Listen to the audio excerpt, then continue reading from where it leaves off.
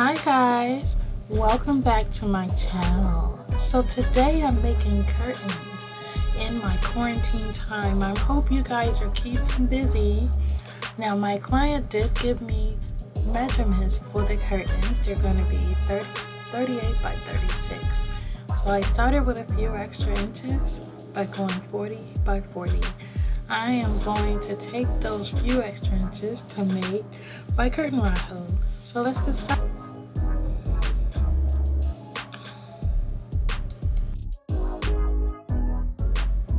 You see, I want to use these beautiful fabric, but I need to add a liner. So I went to Joann's and I found this curtain lining fabric, which will work perfectly for what I want to do. So I cut this one a couple of inches shorter lengthwise, but not widthwise. You see, it's 4 inches shorter because that's where I'm going to make my for the curtain rod. Now, let's get started.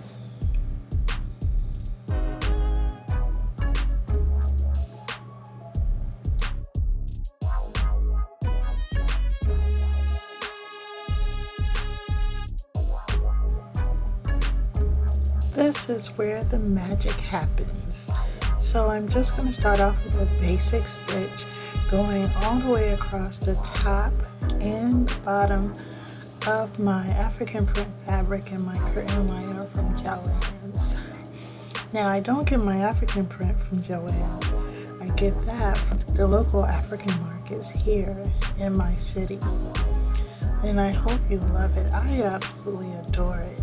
And so all I need to do to get started is do a just straight stitch all the way across the top and flip it over and do it again all the way across the bottom. Now my handy dandy tiny scissors, look how beautiful that is.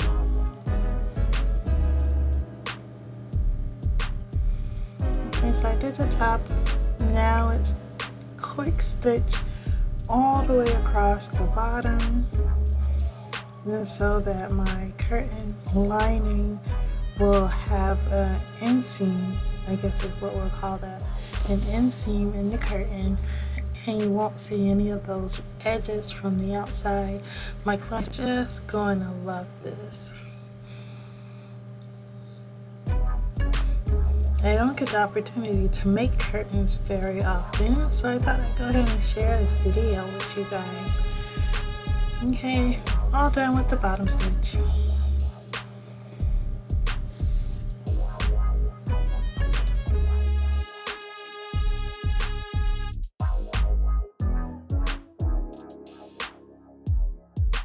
The sewing machine out of my way, I want to show you how perfectly the curtain loop fell in just by using 2 different length fabrics.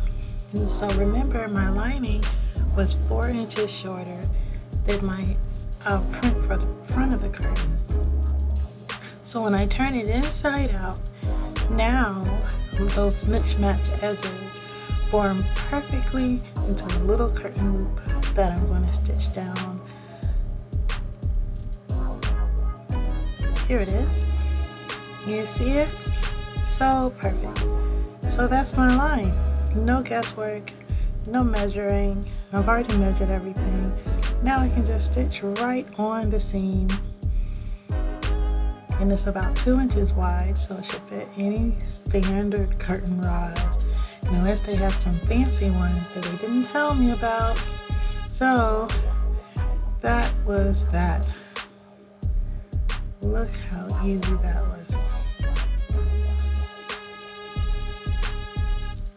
I do have another step, but that part was easy enough. So now I need to take a look at the final product. You see my seam for the inside of the bottom. I'm going to take this and turn it inside out.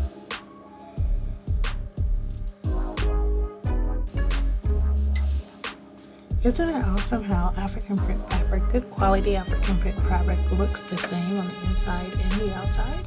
There you go. So it's flipped over now. Now have the right sides facing outward, and there goes my curtain rod stitch again.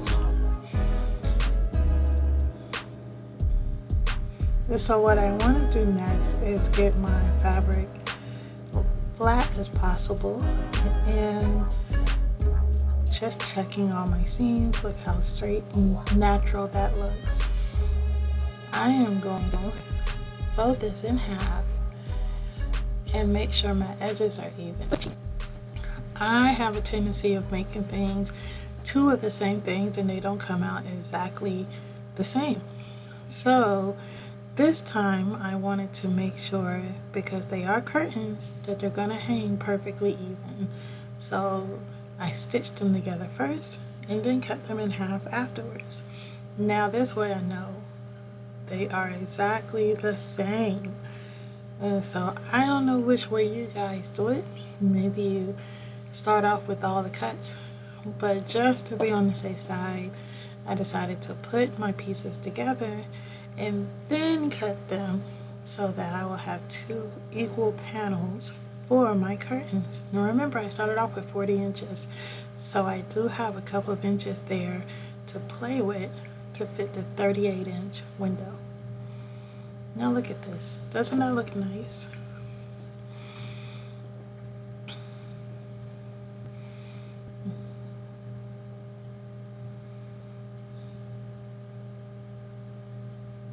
And with African print, you want to make sure your prints match up. And so this will match up perfectly.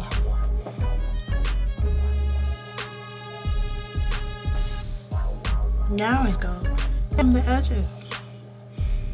Yeah, I'm not sure if the curtain rod stitch was really big or not. So I started with a regular rolled hem. So that's about 2 inches down from the seam.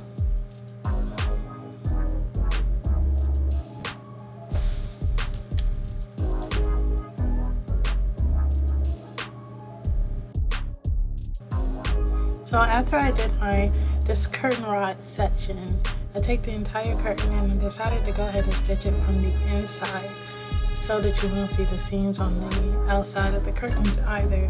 And so the stitch is actually going straight up the side of the curtain, all the way up until the actual opening for the curtain rod.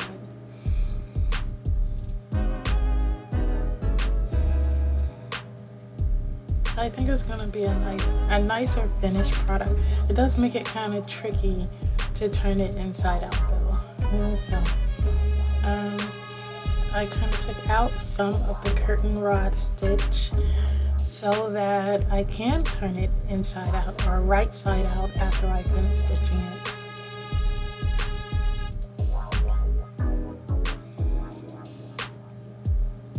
Sewing can be a lot of trial and error, but as long as your final product looks nice and neat and put together well, you can make errors.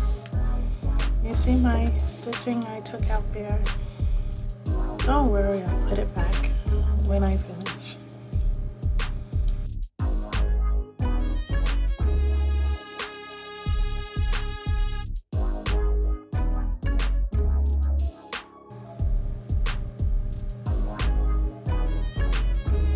Okay, final flip and turn. So back on the right side of the curtain now, and push out all my little corner and my edges.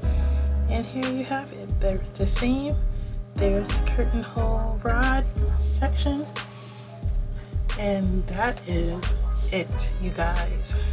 I'm just gonna finish trimming up all my edges. I got 3 of these to make, and my customer will be so very happy. So give it a try. Try make a curtain.